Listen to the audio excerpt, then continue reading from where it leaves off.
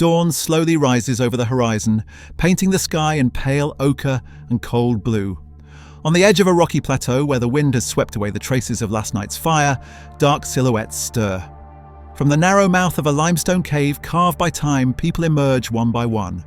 Their steps are cautious. Sharp stones bite into bare feet, and the morning chill still clings stubbornly to the ground. One man, stooped but broad-shouldered, scans the distance. Beyond the low mist lie hunting grounds.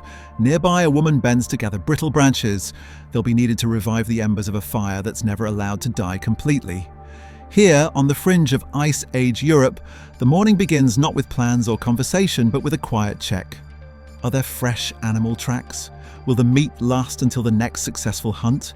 Are there still tubers and nuts left in the woven bags from yesterday? For a person of this time, the future isn't an abstract ambition, it's the next sunrise. And yet, if we could peer deeper into this moment, we'd see something astonishing. The person crouched by the fire and us. We are the same humanity.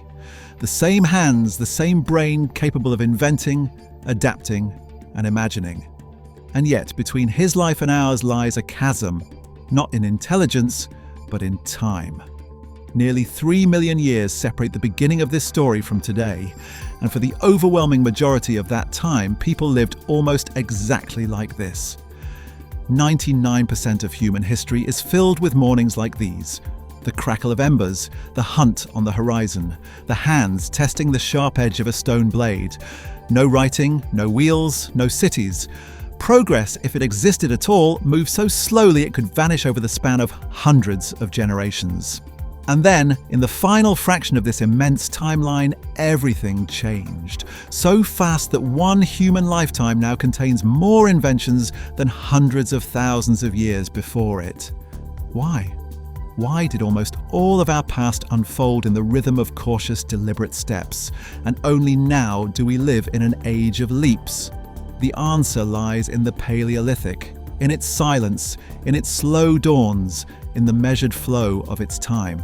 To understand why humanity waited so long for an explosion of progress, we need to return to that world, where mornings began with cold wind, the smell of smoke, and a single question. Do we have the strength to reach another dawn? If this kind of deep dive is your thing, please tap the like button. It really helps the channel and keeps me motivated to make more high-quality episodes. And subscribe so you don't miss the next one. The Paleolithic, beginning around 2.6 million years ago and ending roughly 12,000 years ago, covers almost the entire span of human existence. It accounts for 99% of the history of the genus Homo. And yet, if you could walk along this timeline, leaping forward by thousands of years, much would seem unchanged. You might approach a riverside campfire and watch a man nap a stone into a handaxe. 100 generations would pass and someone else would be doing the same thing, slightly more skillfully perhaps, but in the same way. You'd step into a cave decorated with ochre and return tens of thousands of years later to find much the same art. In other eras, this amount of time could birth multiple revolutions. Here it produced barely perceptible shifts. Archaeology makes this paradox tangible. At Boxgrove in England 500,000 years ago, hunters struck a horse in the shoulder with a wooden spear. We know this from the clean puncture in the bone. At Schöningen in Germany 400,000 years ago, people crafted perfectly balanced spears from yew, designed to fly true. But tens of thousands of years later, in other parts of Europe, we find almost identical weapons. It's as if time flowed differently here, deliberately avoiding the idea of rapid change. And that's the puzzle. How could a species with the same brain as ours, with hands capable of intricate work, with imagination and adaptability, live for millions of years with so little transformation? Why were Homo sapiens and their ancestors so slow for so long, only to leap from cave fires to spaceflight in the blink of an eye? For us, children of the 21st century, progress is the air we breathe. We measure change not in generations, but in years, or even months. But for people of the Paleolithic, progress was invisible over a lifetime. A child was born and died in a world nearly identical to that of their ancestors 20 generations before. And yet within this long stillness lies the key to understanding our present acceleration. A day in the Paleolithic began with the sun and ended with its disappearance. Artificial light didn't exist. Life flowed in the rhythm of day and night, with rare watches kept of the fire. At a riverside camp like the one uncovered at Terra Amata in France, dated to 380,000 years ago, morning began with someone crouching over embers buried under ash, coaxing them back to life. A band might consist of 20 to 30 people, several families bound by kinship. Men and women divided tasks, but not rigidly. Archaeological evidence from Gesher ben Yaakov in Israel shows flexibility. Women joined in communal hunts, men gathered plants when necessary. Food was a question of the present day. Yesterday's deer meat, gathered tubers or foraged nuts would be gone soon, and new supplies had to be found. Preservation was rare, possible in cold climates by freezing or drying meat into an early jerky. At the Costa site in Illinois, dated to around 9,000 years ago, we find traces of ancient fishing, nets and bone hooks. Even late in the Paleolithic, diets were astonishingly diverse. Tubers, berries, nuts, meat, fish, shellfish, whatever could be caught or gathered. Hunting might begin at dawn. At Schöningen, hunters used long yew spears, light, strong and balanced, to strike from a distance. Success required coordination, and skill was passed down by observation and repetition. Those who stayed behind repaired tools. Stone knives and scrapers dulled quickly. Flint knappers using the Levallois technique could, in minutes, strike a flake of precise size and shape. Every move was deliberate, mistakes cost time, and time meant survival. Children grew up in this constant flow of work. A boy might sit beside his father, chipping at a stone shard. A girl might help her mother sort berries. There were no schools, but learning never stopped. By evening, hunters returned, sometimes with game, sometimes empty-handed. The central fire drew everyone in. Food was shared. Stories were told, stories that may have passed down maps of migration routes, dangerous places or healing plants. In Blombos cave in South Africa, 100,000 years ago, ochre was used, perhaps in body painting or decoration, adding colour to the firelit night. So the days passed. So did the weeks, months, years. Change came slowly, if at all. Yet within this unhurried rhythm, the seeds of civilization were quietly germinating. Why did this world, full of skilled hands and sharp minds, change so slowly? Archaeology, paleoclimatology and anthropology point to several key breaks that kept humanity in a cautious rhythm. The first was climate. Ice Age cycles repeatedly reshaped the map of human habitation. Lands now hosting cities lay under miles of ice. In warm interglacials, people expanded. With the next freeze, they retreated, losing contacts and resources.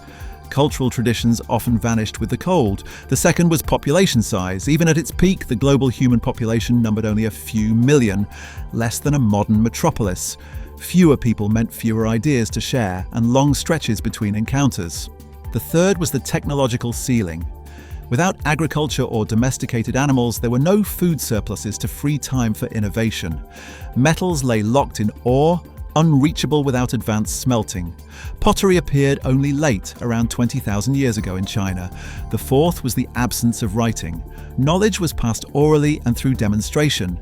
If an innovator died before teaching others, the skill could vanish.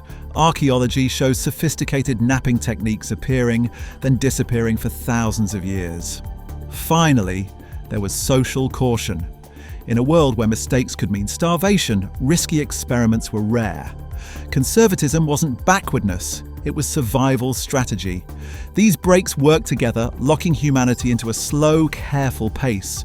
Only when they began to loosen did the floodgates open. If a Paleolithic hunter could see our world, it might seem like magic. The ability to light a fire in seconds would be miraculous.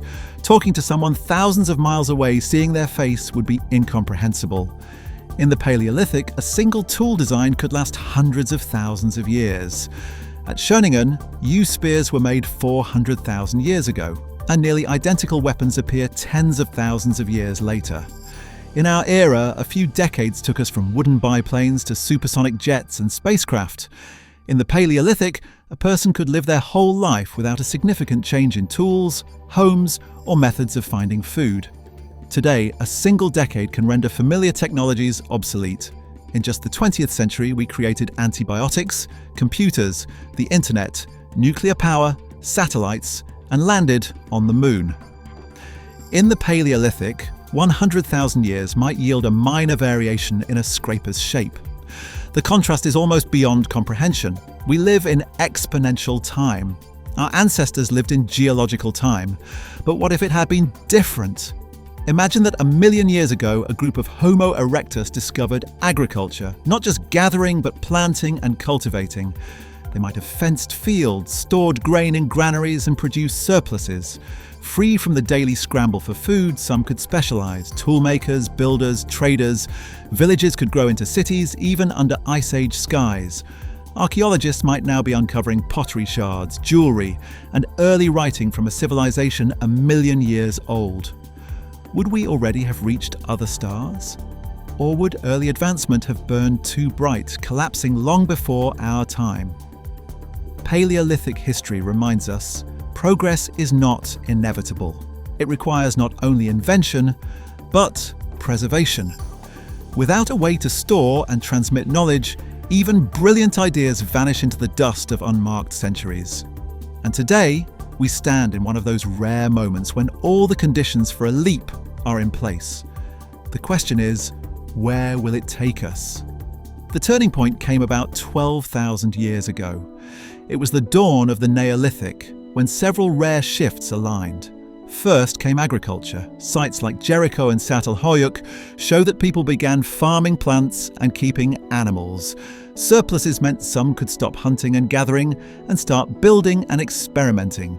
Next came permanent settlements. Living in one place year-round increased population density and sped up knowledge exchange. What once took generations to spread could now be shared in a day. Then came writing. At first, simple symbols on clay or bone, but enough to record and preserve information beyond memory. From then on, inventions no longer died with their creators.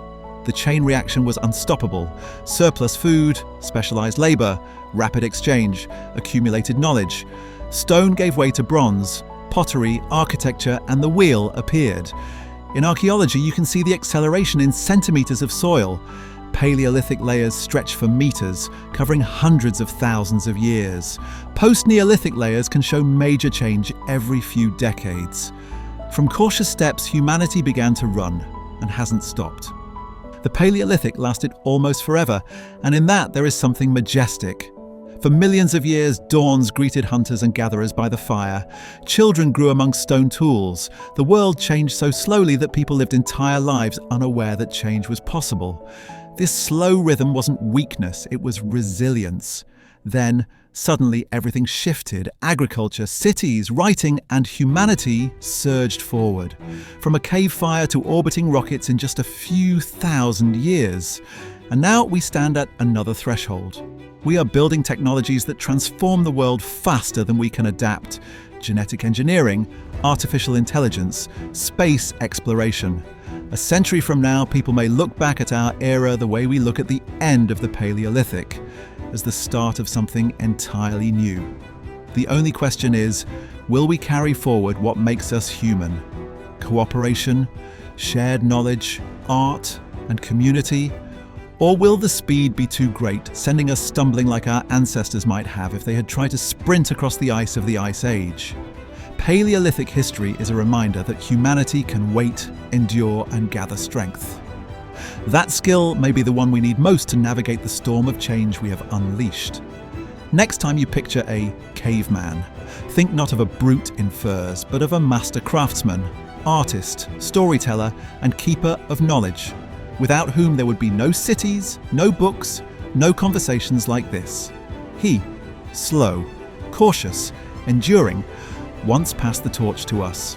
Now it's up to us to decide what kind of world we will pass on.